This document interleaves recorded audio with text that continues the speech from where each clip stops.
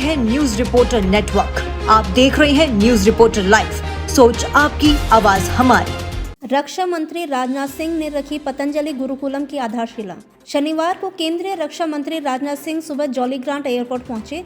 यहां मुख्यमंत्री पुष्कर सिंह धामी ने उनका पुष्पगुच्छ देकर स्वागत किया।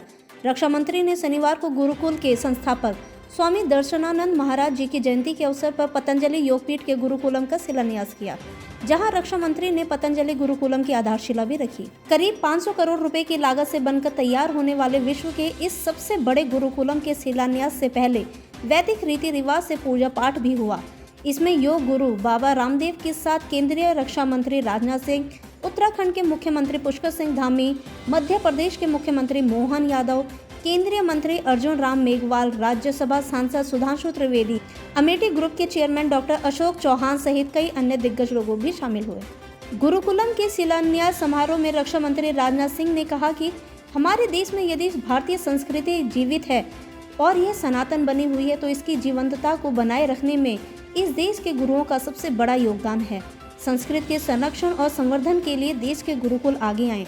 योग दर्शन भी महर्षि पतंजलि ने संस्कृत में ही लिखा था। उन्होंने संस्कृत पढ़ने, लिखने और बोलने वालों की कम होती संख्या को लेकर चिंता भी जताई। सर्वप्रथम मैं इस ऐतिहासिक गुरुकुल से जुड़े हुए सभी व्यक्तियों को गुरुकुल के गौरवशाली 118 वर्ष का इतिहास पूरा करने पर मैं तहे दिल हार्दिक बधाई देता हूं। देवियों व सज्जनों, जब भी गुरुकुल परंपरा का जिक्र आता है तो हमारे जेहन में इतिहास के झरोखे स्वाभाविक रूप से खुल जाते हैं कि कैसे एक समय भारत में गुरु शिष्य परंपरा थी, जहां शिष्य एक निश्चित आयु तक गुरु के आश्रम में जाकर उनकी सेवा करते हुए शिक्षा ग्रहण करते थे।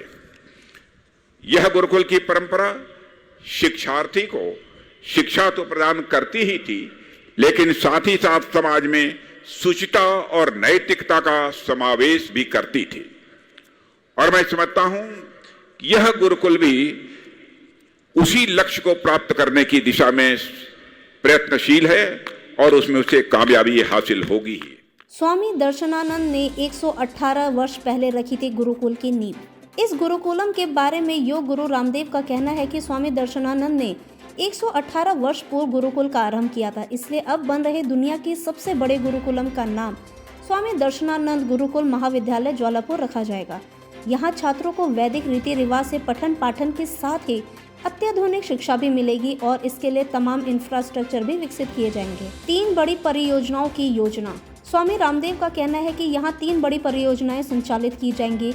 लगभग 250 करोड़ की लागत से तैयार होने वाला 7 मंजिला भव्य पतंजलि गुरुकुलम होगा। इस गुरुकुलम में लगभग 1500 छात्रों के लिए रहने की व्यवस्था होगी। इसके अतिरिक्त यहाँ लगभग 250 करोड़ की लागत से आचार्य कुलम की शाखा स्थापित की जाएगी, जिसमें लगभग 5000 बच्चे डे बोर्डिंग का लाभ ले सकेंगे। इसके साथ ही यहाँ महर्षि दयानंद अतिथि भवन बनाने की भी योजना है। 5 भाषाओं में पढ़ेंगे बच्चे। बाबा रामदेव का कहना है कि यहाँ आधुनिक शिक्षा और श्रेष्ठतम प्राचीन विद्या दोनों का संगम होगा।